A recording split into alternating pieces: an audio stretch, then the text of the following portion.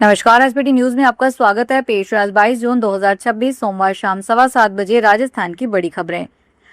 पाकिस्तान के रक्षा मंत्री ख्वाजा आसिफ ने सिंधु जल संधि स्थगित करने को लेकर भारत को धमकी दी है।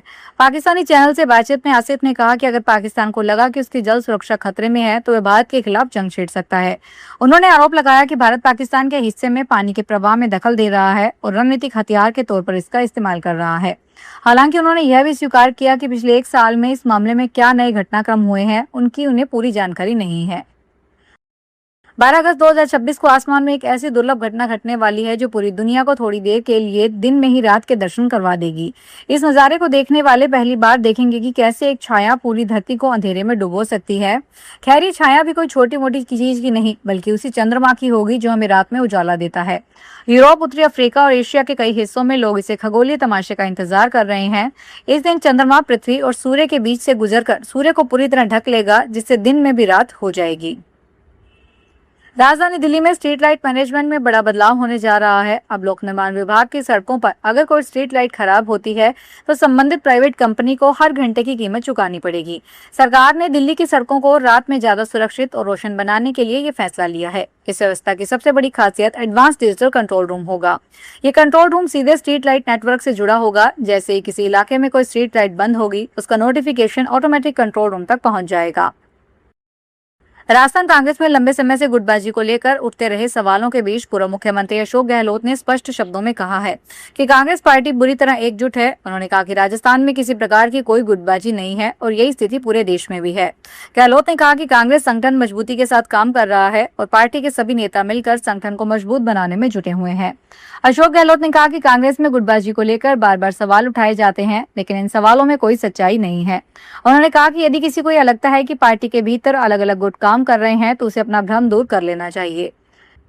जयपुर में पुलिस कंट्रोल रूम में तैनात सब इंस्पेक्टर देशराज के खिलाफ मारपीट की और धमकी देने का केस दर्ज हुआ है। आरोप है कि एसआई ने एक युवक मुकेश जाट से मारपीट की। एसआई ने युवक से गर्म दूध लाने के लिए कहा। जब युवक ने ऐसा करने से मना किया तो आरोपी एसआई भड़क गया और उसके साथ जमकर मारपीट कर दी।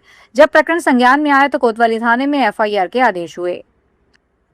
आगामी श्री अमरनाथ यात्रा को लेकर जम्मू पुलिस ने सुरक्षा व्यवस्था को और सख्त कर दिया है। यात्रा शुरू होने से पहले शहर और आसपास के संवेदनशील इलाकों में किराएदारों के सत्यापन का विशेष अभियान चलाया जा रहा है। इसी कड़ी में जम्मू में यात्रा के आधार पर शिविर भगवती नगर क्षेत्र में पुलिस टीमों ने घर घर जाकर किराएदारों का ब्यौरा जुटाया और मकान मालिकों को सत्यापन की प्रक्रिया पूरी करने के निर्देश दिए। सूत्रों के अनुसार जम्मू सांबा कठुआ रेंज के डीआईजी ने सभी थाना प्रभारियों को 30 जून तक अपने अपने अधिकार क्षेत्र में किराएदारों का 100% सत्यापन सुनिश्चित करने के निर्देश दिए। जयपुर में national eligibility cum entrance test 2026 re exam में सेंटर के अंदर मोबाइल से चीटिंग करने वाली छात्रा को सोमवार को कोर्ट में पेश किया गया। कोर्ट में पेशी के बाद छात्रा चेहरा छुपाते हुए बाहर निकली। वहीं पुलिस ने मोबाइल को फोरेंसिक जांच के लिए भेजने की प्रक्रिया शुरू कर दी है। जांच रिपोर्ट के आधार पर यह स्पष्ट होगा कि मोबाइल का इस्तेमाल केवल जवाब खोजने के लिए किया गया था या प्रश्न पत्र की जानकारी किसी अन्य व्यक्ति तक पहुंचाने का प्रयास भी हुआ था।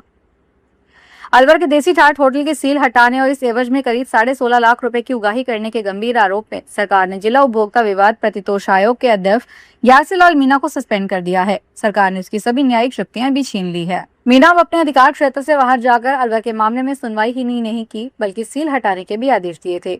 यही नहीं, खुद मौके पर जाकर सील भी हटवाई थी। इससे पहले भी यासिलाल मीणा पर 3 अन्य मामलों में गंभीर आरोप लगाए जा चुके हैं। इलाहाबाद हाईकोर्ट की लखनऊ खंडपीठ ने सोमवार को अयोध्या स्थित राम जन्मभूमि मंदिर में प्राप्त चढ़ावे के कथित दुरुपयोग और वित्तीय अनियमितताओं की जांच की मांग वाली जनहित याचिका पर तत्काल और क्रम से हटकर सुनवाई करने से इनकार कर दिया।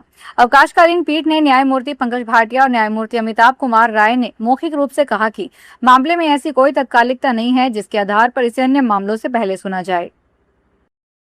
प्रतापगढ़ जिले में अरनोद थाना क्षेत्र के देवल्दी गांव में कुख्यात तस्करों के अवैध साम्राज्य को बुलडोजर चलाकर ध्वस्त कर दिया गया।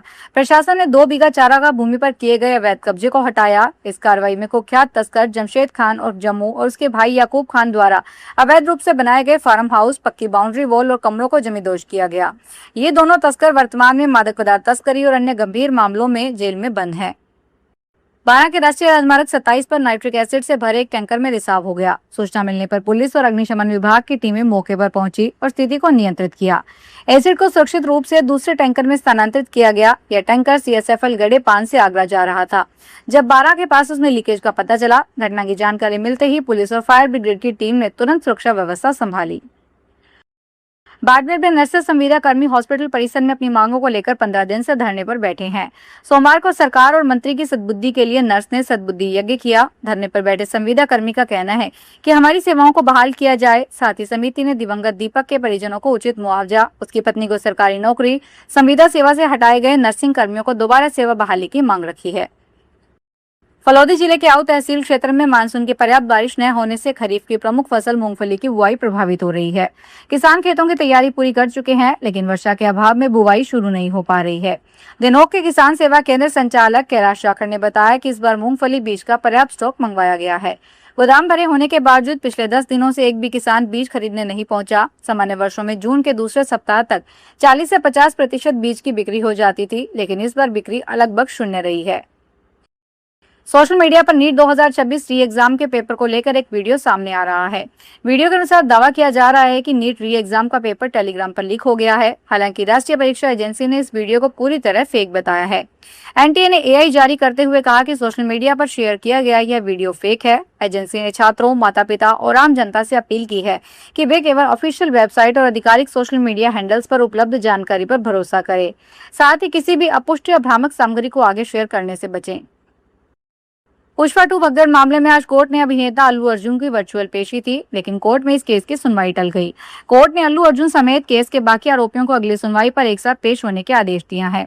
कोर्ट ने सख्त लहजे में सभी आरोपियों को यह आदेश दिया। सोमवार को हैदराबाद में नामपल्ली क्रिमिनल कोर्ट ने संदर थिएटर भगदड़ मामले की सुनवाई 6 जुलाई तक के लिए टाल दी। यह हादसा अल्लू अर्जुन की फिल्म पुष्पा 2 के स्पेशल शो के दौरान हुआ था। इस मामले में आरोपी बनाए गए लोगों में अभिनेता अल्लू अर्जुन भी शामिल है। फिलहाल इस बुलेटिन में इतना ही, फिर हाजिर होंगे बड़ी खबरों के साथ।